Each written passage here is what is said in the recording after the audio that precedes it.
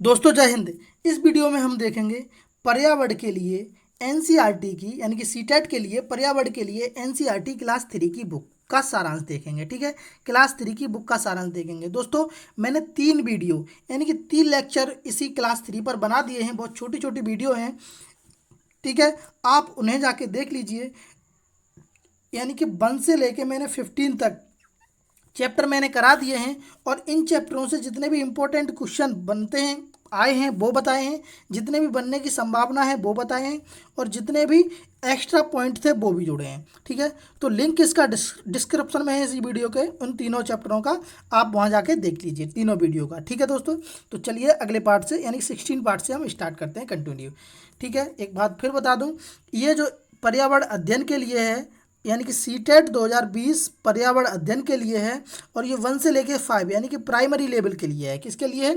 Primary level के लिए है। ठीक है, तो चलिए स्टार्ट करते हैं। देखिए 16 नंबर पार्ट में क्या है, इसमें जो है वो बच्चे खेलों के बारे में बताया गया है। ठीक है, यहाँ पर बच्चे खेलते हैं।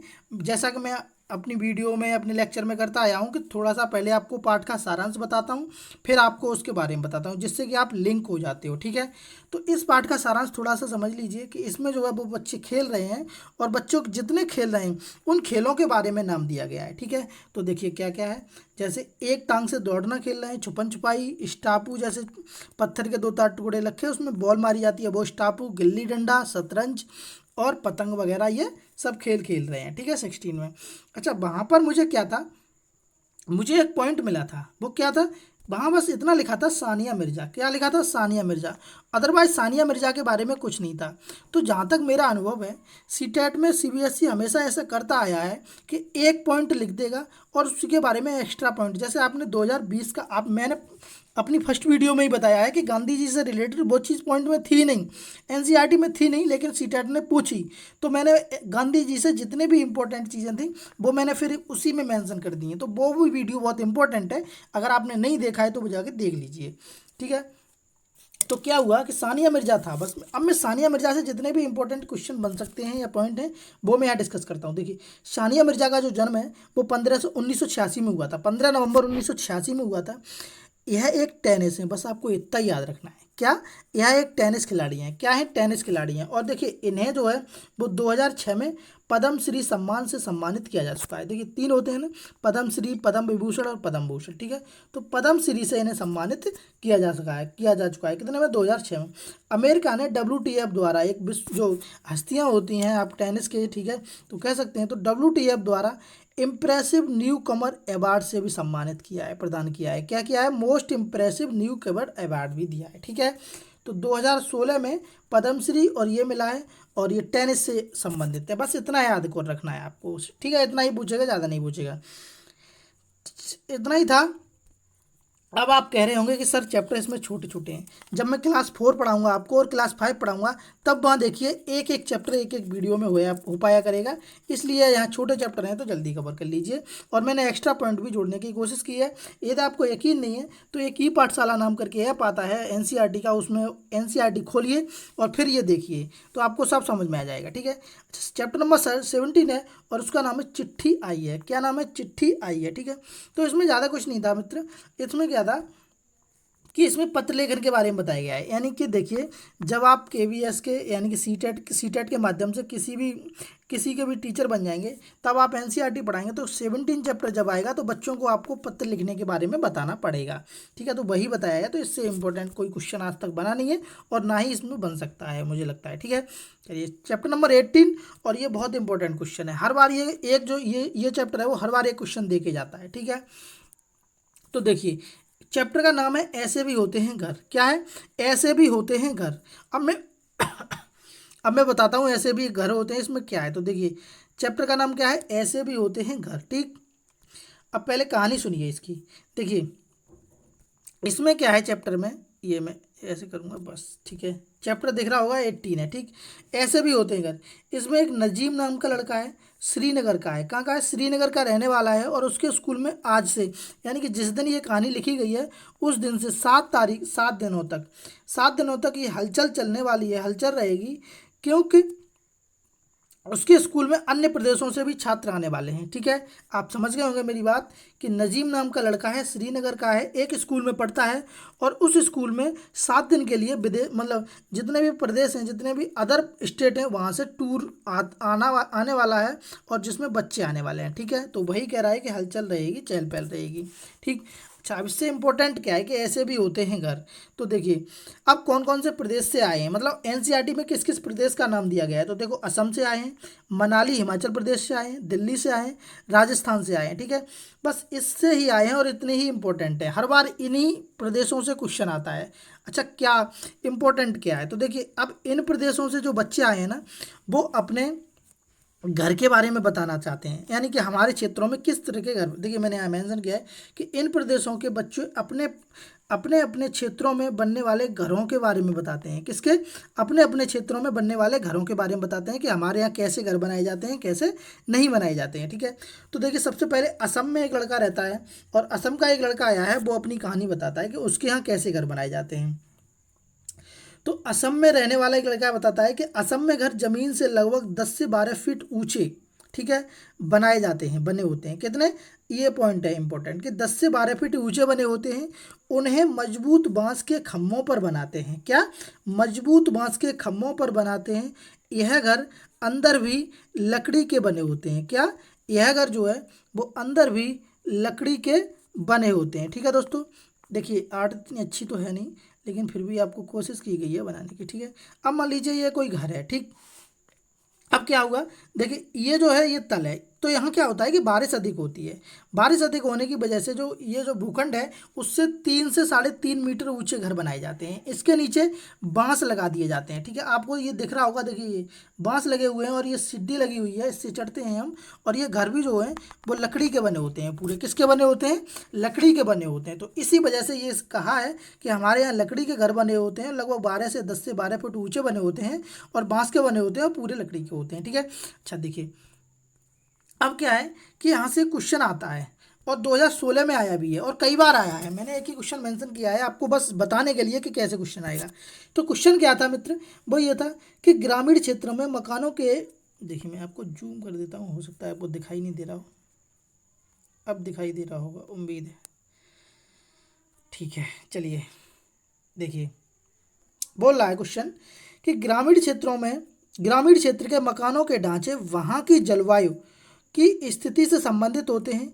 एक गांव के मकानों के लक्षण नीचे दिए गए हैं और पूछा गया है कि वो मकान किस प्रदेश में है। तो देखिए लक्षण क्या बता रहा है कि मकान मजबूत बांस के खम्भों पर बने होते हैं, अंदर भी मकान लकड़ी के बने होते हैं, मकान जमीन के अंदर 3 से 3.5 मीटर ऊंचे बने होते हैं। ठीक है, मकान इसकी ढालू छतें होती है, तो मैंने ऐसे करके बनाया था ना, ढालू छतें थी इसकी। अच्छा, लकड़ी का बताया था, 3 से 3.5 मीटर ऊंचा बताया था, मकान बांस के बने होते हैं ये भी बताया था।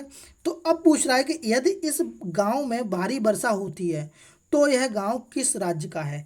आप सीटेट 2016 का उठा के पेपर देखिए, ये क्वेश्चन ऐसे ही पूछा गया है। ठीक है, तो अब बताइए असम का है, उत्तर प्रदेश का है, राजस्थान का है, बिहार का है। तो कहाँ का है, कौन से प्रदेश का है? असम का है। कहाँ का है? असम का है। ठीक है, तो ये बात आपको याद रखनी है। ठीक है दोस्तों, चलिए तो समझ गए होंगे आप, उम्मीद है इतनी बातें समझ गए होंगे। चलिए अगला पार्ट है, अगला क्वेश्चन है। देखिए दोस्तों, यदि आप इस चैनल पर नए हैं तो चैनल को सब्सक्राइब कर लें, क्योंकि सीटेट 2020 के जितना भी कोर्स है, पी ईवीएस, हिंदी, अंग्रेजी और आपको कहते हैं मैथ, साइकोलॉजी, सारी की सारी इस वीडियो आपको इसी चैनल पर मिलने वाली है और बिल्कुल एनसीईआरटी बेस्ड मिलने वाली हैं। ठीक है, तो आप बने रहिए इस चैनल के साथ और सब्सक्राइब कर लीजिए और लोगों को शेयर कर दीजिए। ठीक है, चलिए अच्छा, हिमाचल प्रदेश में से भी कुछ बच्चे आए हैं और वो बताते हैं कि हमारे यहाँ जो है, यानी हिमाचल प्रदेश में बारिश और बर्फ अधिक पड़ने के कारण यहाँ जो मकान है वो पत्थर और लकड़ी के बनाए जाते हैं। किसके? पत्थर और लकड़ी के बनाए जाते हैं। ठीक है, देखिए ये बोल भी रही है, ये समझ में आ गया होगा आपको। देखिए ये है, बोलती हैं कि मैं मनाली से आई हूँ जो एक पहाड़ी इलाका है, हमारे यहाँ बारिश बहुत होती है और बर्फ़ भी पड़ती है। जब ठंड ज़्यादा हो जाती है तो धूप में बैठना अच्छा लगता है। हमारे यहाँ मकान पत्थर और लकड़ी के बनाए होते हैं। ठीक है, ये एनसीईआरटी से मैंने उठाया है, उसके पेस्ट कर दिया यहाँ पर। ठीक है, तो आप समझ गए होंगे कि हिमाचल प्रदेश में कैसे बनते हैं, तो लकड़ी और पत्थर से बनते हैं। ठीक, तो अब असम की तरह आपसे ये भी क्वेश्चन बन सकता है, तो आप ये भी ध्यान रखिए। अगला है दिल्ली वाला। दिल्ली से आया है एक लड़का और वो बोलता है कि हमारे यहाँ जो ईंट बालू सीमेंट और ऊंची ऊंची इमारतें बनती हैं। क्वेश्चन कैसे बनेगा कि ईंट बालू सीमेंट से ऊंची ऊंची इमारतें किस प्रदेश में बनती हैं? तो कहाँ बनती हैं? दिल्ली में बनती हैं। ये भी बात आपको याद रखनी है।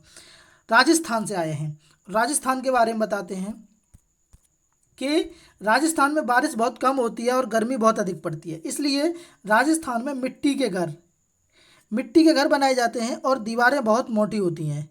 क्या होती हैं? दीवारें बहुत मोटी होती हैं। इन दीवारों को मिट्टी से लीपा जाता है, लीप पोत कर सुंदर बनाया जाता है। इनकी छतें कटीली झाड़ियों से बनी होती हैं। ठीक है, तो आपको 3 पॉइंट याद रखने हैं। राजस्थान में मिट्टी के घर बने होते हैं, मोटी दीवारें होती हैं, छतें इसकी कटीली झाड़ियों से ढकी होती हैं। ठीक है, देखिए ये है। ठीक, तो आपको ये बात, अब असम की तरह इससे भी क्वेश्चन बन सकता है। ठीक है, और बना भी है। मैंने यहाँ मेंशन कर नहीं किया है क्योंकि वीडियो बहुत लंबा हो जाएगा इस वजह से।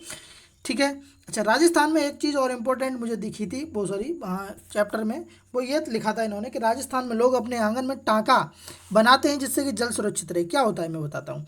देखिए, इनका जो आंगन होता है उसमें ये गड्ढा खोदते हैं और उस गड्ढे में बरसात का जितना भी पानी है वो चला जाता है और ये पानी सुरक्षित रहता है कई दिनों तक। और इसी पानी को फिर दवा डाल के ये पीने के काम में लाते हैं और नहाने के काम में लाते हैं। ठीक है, तो ये पूछा भी गया है 2011 में सीटेट में कि टाँका किसे कहते हैं। तो टाँका एक सुरक्षित पानी को रखने के लिए एक गड्ढा है जो राजस्थान में किया जाता है, लोगों के द्वारा बनाया जाता है। ठीक है, अच्छा, अगला पॉइंट है कि हाउस बोट श्रीनगर की झीलों में देखने को मिलता है। ठीक है, कहाँ पर?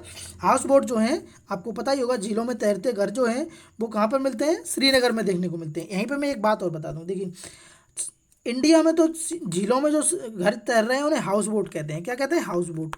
अगर ये पूछा जाए कि चीन में क्या कहते हैं, मैं एक्स्ट्रा फैक्ट बता दूं, तो साम्पान कहते हैं। क्या कहते हैं? साम्पान। ये भी एनसीईआरटी का है। ठीक है, तो ये भी आप याद रखिए। चीन में झीलों में तैरते हुए घर होते हैं उन्हें साम्पान कहते हैं, और इंडिया में जो श्रीनगर में कहते हैं वो हाउस बोट कहते हैं। ठीक है, अच्छा, अगला पॉइंट देखिए कि जम्मू कश्मीर में इलायची और बादाम की चाय पी जाती है। आहा, किसकी? इलायची और बादाम की चाय पी जाती है, इसे कहवा कहते हैं। बस यही इंपॉर्टेंट है। इलायची और बादाम की चाय जम्मू कश्मीर में पी जाती है, इसे क्या कहते हैं? कहवा कहते हैं। ठीक है, यहाँ डल झील, भूलर झील, आपको पता है बहुत सारी झीलें हैं। ठीक है, मैं झीलों से एक चैप्टर अलग से वीडियो बना दूंगा। और हाउस बोट, सीकरे और बर्फ के बने घर, इग्लू भी हैं। ठीक है, क्या है? बर्फ के बने घर, इग्लू भी देखने को मिलते हैं। ठीक है, अच्छा, श्रीनगर में झीलों को शहर कहा जाता है। क्या? ये भी पॉइंट आ जाता है कभी कभी कि झीलों का शहर किसे कहा जाता है, तो श्रीनगर को कहा जाता है। ठीक है, अब देखिए, इग्लू से एक क्वेश्चन बनता है। क्या बनता है? एस्किमो अपने घर इग्लू का निर्माण बर्फ से बनाते हैं, बर्फ से करते हैं, इसका क्या कारण है? यानी कि देखिए, पहले तो मैं क्वेश्चन से ही 2-3 क्वेश्चन आपको बता दूं। पहले आपसे पूछा जाएगा बर्फ के बने घरों को क्या कहा जाता है? इग्लू कहा जाता है। इग्लू का निर्माण कौन करते हैं? तो देखो देखो देखो, ये जो है एस्किमो जनजाति करती है। क्या? एक हम लोगों की तरह ही एक जनजाति होती है एस्किमो। क्या होती है? एस्किमो, जो लोग पहाड़ी एरिया में, बर्फीले क्षेत्रों में रहते हैं, तो वही तो एस्किमो, जैसे आपको पता है कि नक्सली एरिया झारखंड और छत्तीसगढ़ में है, इसी तरीके से ये जनजाति है एस्किमो, और ये इग्लू का निर्माण करती है। ठीक है, अच्छा, क्यों पूछा गया है कि इसका कारण क्या है, क्यों करती है? तो देखिए, ए ऑप्शन है बर्फ ठंडी हवा और पानी के अंदर नहीं आने देती। बी है बर्फ की दीवारों के अंदर मौजूद हवा की गर्मी बाहर जाने से रोकती है। अगला है बर्फ मुक्त में मिलती है अन्य सामग्री कीमत अधिक होती है ध्रुवीय क्षेत्रों पर। देखिए, तो आप क्वेश्चन काट लेंगे, अगर ऑप्शन काट लिया यानी आपको पता है कि ये भी नहीं हो सकता क्योंकि पानी अंदर हवा, ये नहीं हो सकता। मुफ्त की गुत्ती को कोई बात ही नहीं है। ठीक है, रहा ध्रुवीय क्षेत्रीय एरिया और ये, तो यहाँ केवल आ जाता है ना दोस्तों, ये नेगेटिव पॉइंट होते हैं। मैं आपको सीटेट के नेगेटिव कुछ पॉइंट होते हैं, जैसे केवल आ जाए या कुछ पैसों की बात की जाए या रटना आ जाए। ठीक है, तो ये ऑप्शन अपने आप ही कट जाता है। तो बस आपने ऑप्शन रहता है। मैं आपको एक वीडियो में बस ये सिखाऊंगा कि सीटेट में ऑप्शन कैसे काटे जाएं। ठीक है, ऑप्शन को कैसे डिलीट किया जाए। तो देखिए, तो अब बी ऑप्शन आप पढ़िए ध्यान से। बोल रहा है कि बर्फ की दीवारें के बीच मौजूद हवा जो है वो अंदर की गर्मी बाहर नहीं जाने देती है, तो इससे हमें सेटिस्फेक्शन मिल रहा है। तो इसका जो आंसर होगा वो वही होगा। ठीक है, तो बी इसका आंसर होगा। ठीक, चलिए, सीटेट 2015 में आया है। 20 नंबर है बूंद बूंद। क्या है?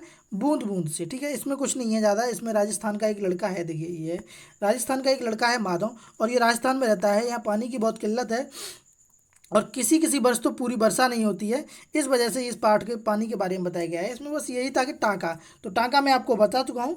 और एक और पॉइंट मिला था मुझे, बावड़ी। बावड़ी, तो बावड़ी समझिए क्या होता है, यानी कि रानी की बाप। 100 का नोट देखा है ना, नया वाला, उसके पीछे लगा हुआ है। क्वेश्चन आ जाता है कि 100 के नोट के पीछे क्या है, 200 के नोट के पीछे किसका फोटो है, तो ये भी ध्यान ध्यान देखते रहिए।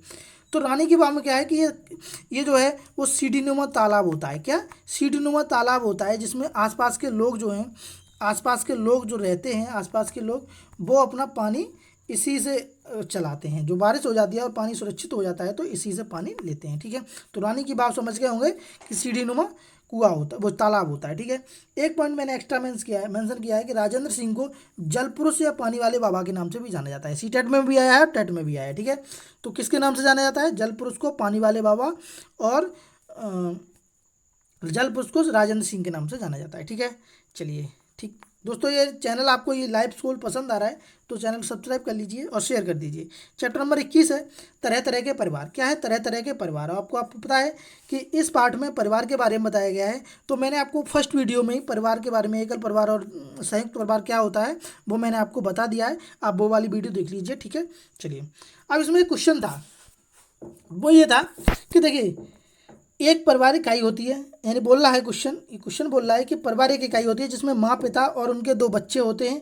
यह कथन, अब पूछ रहा है कि यह कथन सत्य है या नहीं है। तो अब ये ऑप्शन है सत्य है, क्योंकि सभी भारतीय परिवार इसी प्रकार के होते हैं। सत्य नहीं है, क्योंकि इस कथन में यह स्पष्ट करना चाहिए कि बच्चे जैविक होते हैं। सत्य नहीं है, क्योंकि परिवार कई प्रकार के होते हैं तथा परिवार का केवल एक ही प्रकार में वर्गीकरण नहीं किया जा सकता है। सत्य है, क्योंकि यह किसी आदर्श परिवार का होता है। ठीक है, तो अब मुझे बताइए, आप क्वेश्चन फिर दोबारा ध्यान से पढ़ लीजिए। मैं आपको बिल्कुल आंसर बताता हूँ। देखिए, इसका मतलब ये है कि सत्य नहीं है। क्यों? ये बोल रहा है, इसने बोला है कि एक ही परिवार होता है। नहीं भाई, परिवार 2 प्रकार के होते हैं। ठीक है, एकल परिवार, संयुक्त परिवार। एकल परिवार में माता पिता और उनके अविवाहित बच्चे रहते हैं, अविवाहित बच्चे। ठीक है, और संयुक्त परिवार जिसमें माता पिता, दादी दादा, चाचा चाची सब लोग रहते हैं। ठीक है, तो परिवार बहुत, तो इसी वजह से ये क्वेश्चन जो है वो इसका सी आंसर सही हो जाएगा, सी ऑप्शन की सत्य नहीं है। सी टेट 2016 में आया है। चैप्टर नंबर 22 है दाएं से बायां। क्या है दाएं से बायां? इस पार्ट में जो है वो दिशाओं के बारे में बताया गया है। किसके बारे में बताया गया है? दिशाओं के बारे में। ठीक है, तो दिशाओं के बारे में आपको जब तक बोध होगा, ठीक है, यानी कि नॉर्थ, ईस्ट और साउथ और वेस्ट। ठीक है, तो इनके बारे में जब तक बोध नहीं होगा तब तक आप इस क्वेश्चन को कर नहीं पाएंगे मानचित्र से। ठीक है, तो देखो क्वेश्चन पूछा है आपसे कि भारत के मानचित्र में दिल्ली की स्थिति के सापेक्ष हिमाचल प्रदेश की राजधानी शिमला और मध्य प्रदेश की राजधानी भोपाल की स्थिति क्या होगी। ठीक है, दिल्ली के सापेक्ष पूछिए। ठीक है, देखिए आपको बता दूं, ये आप मान लीजिए दिल्ली है। ठीक है, क्या है? ये दिल्ली है, यहाँ दिल्ली है, यहाँ पे उत्तर प्रदेश से ऊपर ये, तो ये भोपाल है, यानी कि ये भोपाल है और ये हिमाचल प्रदेश है। तो यही आपसे पूछा है। ठीक है, तो अब आप बताइए ऑप्शन में। ठीक, तो देखिए मैं आपको बता दूं, तो अब बताइए दक्षिण पश्चिम, पूर्व उत्तर। नहीं भाई, ये नहीं हो सकता। ठीक है, अब उत्तर और दक्षिण नहीं, उत्तर पूरब और उत्तर पश्चिम। भाई उत्तर पूरब तो हो सकता है, उत्तर पूरब, लेकिन दक्षिण पूरब नहीं हो सकता। उत्तर पूरब और उत्तर पश्चिम, हाँ ये हो सकता है। ठीक है, क्या हो सकता है? उत्तर पूरब और उत्तर पश्चिम। ठीक है दोस्तों, देखिए नक्शे से हर बार सीटेट में 2 या 3 क्वेश्चन पूछे जाते हैं। कैसे? कि इसका पड़ोसी राज्य कौन सा है, ये इस राज्य से कौन सी सीमा लगाता है, या हम भोपाल जा रहे हैं फिर तमिलनाडु पहुंचे फिर चंडीगढ़ पहुंचे तो हमें कौन सी दिशा में है। तो ऐसे क्वेश्चन पूछे जाते हैं, तो मैं आपको बता दूंगा सब। ठीक है, अभी बस यहाँ याद रखिए कि इसका जो आंसर होगा वो उत्तर पूर्व होगा। सीटेट 2015 में पूछा है। एक और क्वेश्चन आया है, वो ये है, प्राथमिक स्तर पर मानचित्र सिखाने की शिक्षार्थियों को निम्नलिखित में से कौन सा कौशल का बढ़ावा देना चाहिए। ठीक है, ये शिक्षण का क्वेश्चन है, तो शिक्षण के क्वेश्चन भी मैं कराऊंगा। तो साफ सुथरा रेखांकन होना चाहिए, गणनाएं का अनुमान होना चाहिए, माप के अनुसार चित्रण करना चाहिए, सापेक्ष स्थिति और दिशा बोध की जानकारी होनी चाहिए। ठीक है भाई मेरे, अगर साफ सुथरा होगा, दिशा का ज्ञान नहीं होगा तो क्या मतलब है, तो काट दीजिए। गणनाओं का अनुभव का कोई मतलब ही नहीं है। माप के अनुसार चित्रण, हाँ ठीक है, लेकिन जब तक दिशाएं की ज्ञान नहीं होगा तब तक नहीं कर सकते। लेकिन इसका जो आंसर होगा वो होगा सापेक्ष स्थिति और दिशा बोध की जानकारी। ठीक है, सीटेट 2015 में पूछा गया है। चैप्टर नंबर लास्ट है 24। इसमें कुछ नहीं है, इसमें बस क्या था कि जीवन के जाल के बारे में बताया गया है कि हमें किस किस चीज़ों से, इकोसिस्टम के बारे में बताया गया है कि क्या क्या चीज़ें हम लेंगे तब तक कुछ कुछ हो, मतलब तब हम जीवित रहेंगे। इस पार्ट में जीवन चक्र के बारे में बताया गया है, जैसे लकड़ी जो है वो पेड़ से प्राप्त होती है, ईंट जो है वो पानी और मिट्टी से बनती है, मिट्टी जो है वो जमीन से मिलती है, और पानी नदी तालाब कुआं और बारिश झील इन सब से मिलता है। ठीक है दोस्तों, तो ये सब था चैप्टर नंबर 20 का। देखिए दोस्तों, एनसीईआरटी की बुक, ठीक है, एनसीईआरटी की बुक अगर मैं चाहूँ पूरी क्लास 3 की, तो मैं एक वीडियो 10 मिनट की में भी ख़त्म कर सकता हूँ, ठीक है, इंपॉर्टेंट पॉइंट लेके। लेकिन मुझे अपना 100% देना है, कितना 100% देना है, और आपका भी 100% लेना है पेपर में, ठीक है। ठीक, आजकल इंपॉर्टेंट चीज़ों नहीं पूछ रहा है सीबीएसई, छोटे छोटे पॉइंट पूछ रहा है, इसलिए मैंने हर एक पॉइंट को मेंशन किया है इन वीडियो में, ठीक है। तो आप देखते रहिए, बने रहिए हमारे चैनल लाइफ गोल पर, और चैनल को सब्सक्राइब कर दीजिए। और मैं यहाँ पर करंट अफेयर्स भी पढ़ा रहा हूँ, जिससे टॉपिक वाइज चैप्टर चल रहा है। अभी मैंने खेल रत्न से पढ़ा दिया है, वीडियो डिस्क्रिप्शन लिंक दे दिया है मैंने डिस्क्रिप्शन में, वो देख लीजिए। कल आपको मिल जाएगा वीडियो जो पुस्तकों से रिलेटेड होगा। तब तक के लिए बने रहिए, ठीक है। मिलते हैं अगली वीडियो क्लास 4 की में, ठीक है दोस्तों। चलिए मिलते हैं अगली वीडियो में, तब तक के लिए धन्यवाद। ठीक है दोस्तों।